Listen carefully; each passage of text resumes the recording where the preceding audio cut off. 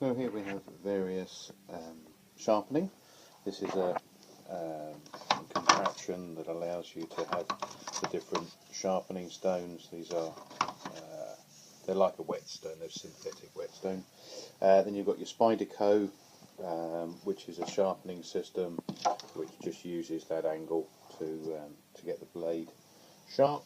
And then you've got some field sharpeners there. There's diamond ones. You can get these very thin credit card size ones. There's an axe sharpener which works exactly the same way. It's like a whetstone. And then these are whetstones. So these are all ways of sharpening and getting the blade to a certain level of sharpness. And then once you've done that, then you use a strop, which is effectively a piece of leather. So you've got something like this, which has just been put onto leather on wood. Similarly, a piece of leather on wood, or just a piece of leather. And occasionally you can use honing compound on here, which just helps polish up the blade. So here we have a whetstone. So it's been soaking in water. This one is a dual whetstone, so I think it's 1,000 on one side and 4,000 on the other. So the grit number, the higher the number, the softer it is. So for this purpose, I'm going to use the 4,000, and I've got a contraption here that allows me to sit this in, and effectively it hopefully won't slide about. So I'm going to use the same knife that you've got. And what you can also get is this thing called a Nagura stone, and basically you can just create a bit of a slurry on the whetstone, which just helps. Now this is going to be a bit tricky, so bear with me. Okay, so I hope this is going to work. So we've positioned the stone. So what we're going to do is we're going to first of all place the blade flat, and then we're just going to tip it so that the blade face is then touching the whetstone. So that's all you need to do. And then you just push away very gently and curve around so that you get the whole of that blade. And then you do the same, so you put it on the blade, put the blade on the whetstone, and then just tip it so that the face is then, or the edges is touching, and then you draw it towards you, and effectively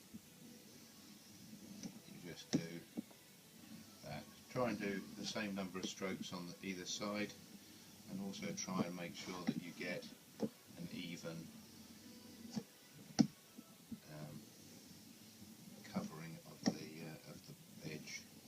Now, one thing you can do is you can put a black marker pen down here and down this edge, just sort of colour in here, and what that does is that allows you to see where you've covered. So depending on how sharp your knife was to start with, this is really for honing, so it's assuming that the blade is reasonably sharp and it just needs an edge putting back onto it. Then you can do this maybe 20-30 times. If the blade needs more work, then obviously you start with a coarser stone.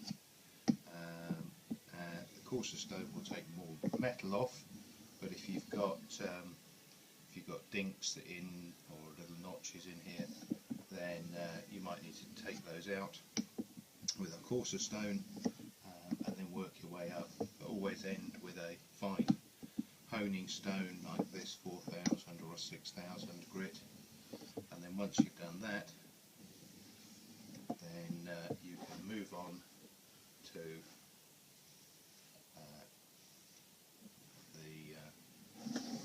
the strop. So the strop is literally just a piece of leather, and what we do with the strop is, again, we put the blade on, we tip it so that then the edge is on, and we just draw it away, turn it over, draw it back again. So each time you're just getting this face, this edge here onto the leather, and you're going to strop away like that. And again, we'll do this, we would do this 20-30 times, just keeping doing that. Now again, you can put honing compound onto the leather. This has already got a little bit on, but you can put some on. And all that does is it just helps to polish it. And here what you're doing is you're just getting the very tip of the edge razor sharp. So once you've gone through that, you can then test to see whether the blade is sharp, and the easiest way is to get the knife, and you should be able to take a piece of paper and cut it cleanly and evenly down there. And in fact, you should be able to do it very quickly.